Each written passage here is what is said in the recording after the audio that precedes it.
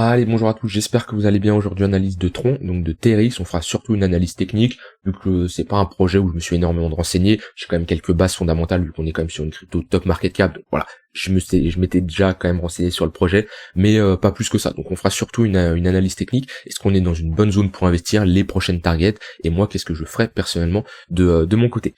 Je tiens à vous rappeler, comme chaque dimanche à 18h15, la Trader Letter. Donc si vous voulez avoir accès à un mini cours gratuitement pour apprendre dans n'importe quel domaine, que ça soit la crypto-monnaie, le trading, l'investissement. J'aborde énormément de points différents chaque semaine. Donc voilà, ça te permet dans ton processus d'apprentissage, d'avoir des mini-cours dans n'importe quel domaine qui vont tout simplement permettre de comprendre certains principes, certains mécanismes, certains systèmes qui vont t'éviter à faire des erreurs et que tu vas pouvoir implémenter dans ta stratégie. Voilà, c'est toujours des connaissances gratuites qui, voilà, ça te demande 3, 4, 5 minutes maximum de lecture et ça peut clairement t'apporter pas mal de valeur. Donc le lien en description, c'est chaque dimanche à 18h15. Alors, sur TRX, alors d'un point de vue fondamental, comme je dis, j'ai pas énormément de connaissances. Initialement, c'était un projet de base qui était là pour c'était pour les contenus numériques, donc pour les créateurs de contenu, mais de façon décentralisée, où leur but c'était d'être créer un internet décentralisé en gros, à la YouTube, Facebook, etc., mais de manière décentralisée, où vraiment les propriétaires, donc les créateurs de contenu, ils sont dans leur droit de liberté d'expression, leur droit de propriété, de protection des données, etc., etc. Donc ça, c'était l'idée de base. Il y a eu quelques modifications, même si ça reste dans le contenu numérique. De mémoire, ils étaient passés dans des créations de jeux play to earn, des jeux décentralisés sur leur réseau. Je sais plus si c'était des play to earn, mais j'avais vu qu'ils avaient on pouvait créer des jeux décentralisés sur le réseau. Ils prenaient en charge les smart contracts, bref, il y avait tout un système, vous savez, c'était pas mal développé, mais je m'étais pas plus renseigné plus que ça, pour être tout à fait honnête. De toute façon, je ne peux pas, il y a énormément de projets, je ne peux pas tout connaître, et je me renseigne sur les projets qui m'intéressent le plus à premier abord, et c'est pas un projet qui m'a super intéressé en lisant les bases, hein. J'avais déjà fait une analyse depuis ça fait un moment que j'avais checké Tron, mais voilà, j'étais pas revenu dessus depuis un moment.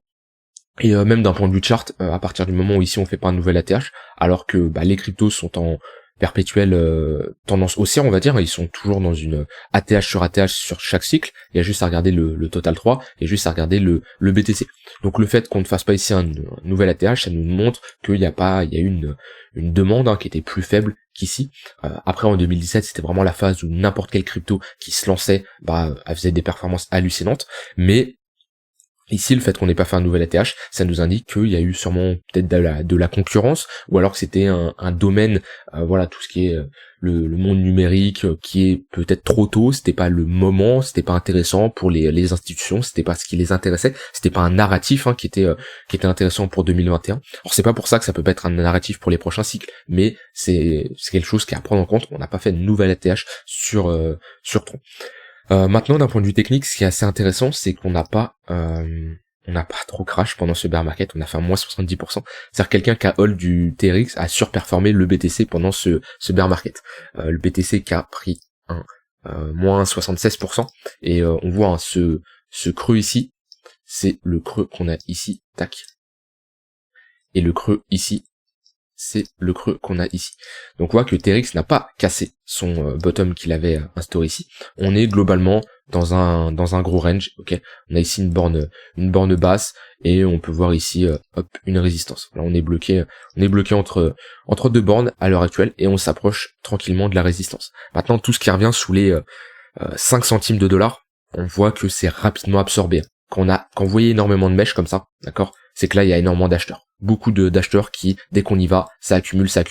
Et voilà, ici on a une clôture, on y est resté très peu de temps. Et rapidement on a structuré un W. Creux sommet, creux plus haut que le précédent. Ça montre que les vendeurs ont essayé de pousser, ok. Il y a eu ici une période où les acheteurs n'ont pas réussi à mêcher comme ça, à repousser, mais ils ont rapidement ici accumulé, fait une structure de bottom, où ça nous indique, le fait de faire une structure en doublé comme ça, que la demande est supérieure à l'offre. Et depuis, voilà, notre ligne de coup, on fait un pullback parfaitement dessus, c'est absorbé également, et on est à l'heure actuelle en weekly dans une phase de creux et sommet de plus en plus haut. Donc la tendance est haussière, donc quand c'est comme ça, on joue dans le sens de la tendance. Maintenant, attention, on approche d'une grosse résistance, on le voit, c'est là on a buté pas mal de fois, ok. On est venu prendre ici la liquidité, de ces deux sommets. On avait un equal high, ici on a pris la liquidité classique, hein, quand on est dans un range comme ça, les gens mettent leur stop loss au-dessus ou en dessous des creux et des sommets, et c'est assez classique de venir prendre la liquidité. Maintenant, faut voir de la manière de ce qu'on fait ici. Est-ce qu'on va avoir des acheteurs qui vont pousser, ou dans ce cas-là, si on a une cassure, ça serait potentiellement intéressant de buy le pullback, avec bien sûr un stop loss si on a une réintégration et viser des targets beaucoup plus haut. Mais là, on est vraiment sur du trading, hein, sur de l'investissement. Selon moi, c'est tard. J'aime bien me placer dans ma zone de rechargement, voire en dessous. Alors moi, ce que je vais conseiller, sur BTC Ether, la zone de rechargement entre les 0,118 et les 0,786, c'est une très bonne zone pour faire de l'investissement long terme. Et sur les altcoins, vu qu'ils ont plus tendance à retracer beaucoup plus loin qu'un BTC et un Ether, sauf cas particulier comme TRX, mais ça on peut pas le prévoir à l'avance, bien entendu. Moi, en général, j'aime bien faire de l'investissement entre les 0,786 et les 0,886. Enfin, c'est de très bonnes zones. Souvent, on va chercher ces 0,886 pour pas mal d'alcoins. Et ça nous permet d'avoir des bottoms assez précis. Regardez Matic, regardez Atom, placez un Fibonacci, vous verrez là où on a méché tout simplement. Donc voilà, à l'heure actuelle, pour moi, c'est un peu trop tard. On est à combien de l'ATH là? On est à 1 x 2. Ouais, pour moi, je suis pas fan. C'est pas une entrée professionnelle comme j'aime le faire. Là, c'était une bonne entrée. Là, ici, on a une bonne zone de localisation dans notre zone de rechargement sur un gros niveau de support. On structure un W, on attend la cassure, on met un ordre d'achat sur le pullback. Là, vous avez une entrée très professionnelle. Là, ici, vous achetez une résistance. Donc, selon moi, ce n'est pas une bonne zone d'entrée. Donc, soit, après, ça dépend toujours de votre profil, hein, soit vous attendez un pullback sur des niveaux beaucoup plus bas. On a un niveau intermédiaire ici également, et qui fait office de support. Maintenant, il faisait office de résistance, il fait office de support. Voilà, on a fait un pullback parfaitement dessus. Donc ça peut être un niveau intermédiaire qui est dans notre zone de rechargement. Donc déjà, ça serait une entrée beaucoup plus professionnelle. Maintenant, ça dépend toujours de votre profil. Mais moi, selon ma psychologie, ma stratégie, ma façon de faire, je ne peux pas rentrer en position à l'heure actuelle. Voilà, comme je dis, on s'approche d'une résistance. Donc si dans les prochains jours ici, on a une petite phase de distribution, ça peut également être une opportunité de chercher à short, hein, parce que je vous rappelle, on est dans un range, et dans un range, on cherche à faire de la stratégie de range, tout simplement. Donc short le haut de la résistance et long le bas du support, avec une prise de profit, soit sur les extrémités, soit au milieu de range, ou éventuellement sur notre poke, là où il y a le plus de volume échangé. Maintenant, sur du court terme, on ne lutte pas contre ce genre de mouvement, ok. On est dans une nette tendance haussière. Si je mets mes moyennes mobiles, ça c'est magnifique, hein. Là, pour ceux qui font de la suite tendance en trading là-dessus, hop, tendance baissière, on short, on casse, on structure ici un W, ok, comme d'habitude, hein.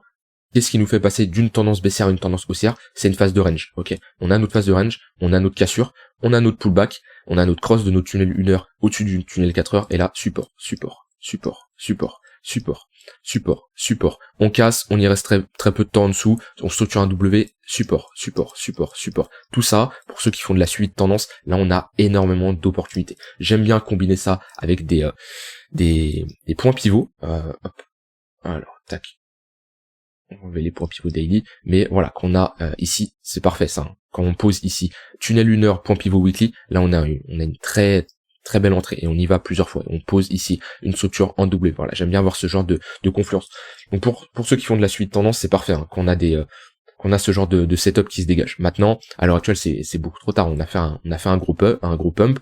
Si on revient chercher cette zone éventuellement, mais pour moi, on n'a pas trop de raison de revenir chercher cette zone après un gros pump. On y a déjà passé pas mal de temps. On a quand même beaucoup de liquidités ici à venir chercher. Donc pour moi, si on réintègre ce niveau-là, ok, c'est pour à minima reprendre un peu de la liquidité, tout simplement liquider pas mal de longs, parce qu'on a liquidé les shorts ici, ok, et si ces niveaux tiennent pas, c'est-à-dire que les acheteurs ne soutiennent pas cette zone de prix, c'est pour venir clairement les liquider.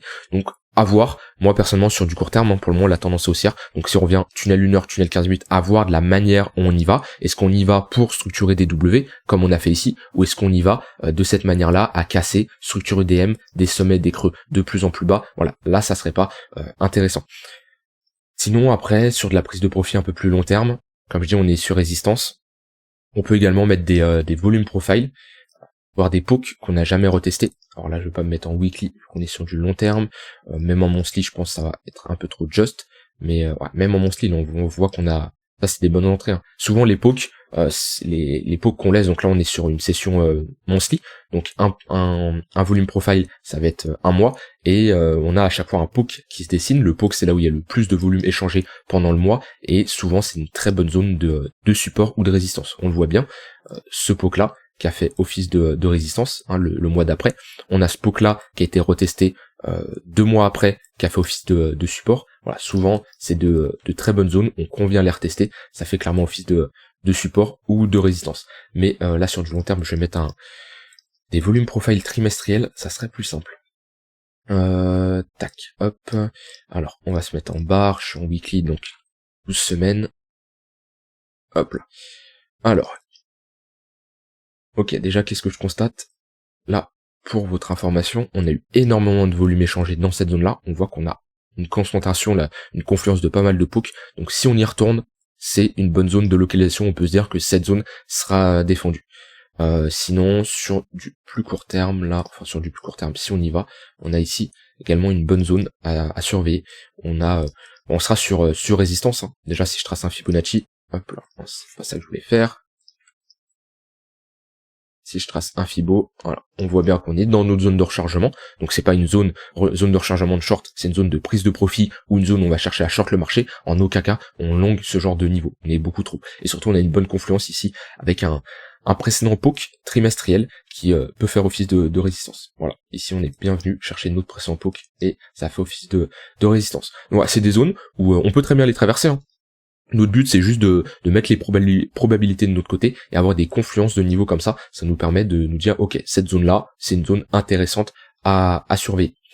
Voilà, pas grand chose à dire de plus sur Tron. Comme je vous le dis, moi d'un point de vue investissement, d'un point de vue technique, c'est trop tard selon moi. On est sur résistance, donc éventuellement sur du court terme, comme je l'ai dit, si on revient chercher cette zone là, pourquoi pas. Voilà.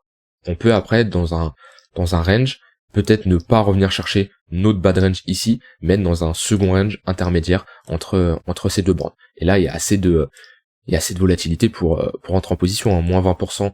Et si je prends le hop comme ça, on est sur un plus 30%. Voilà, il y a assez de volatilité ici pour trade un range. On n'est pas coincé entre 1 ou 2%.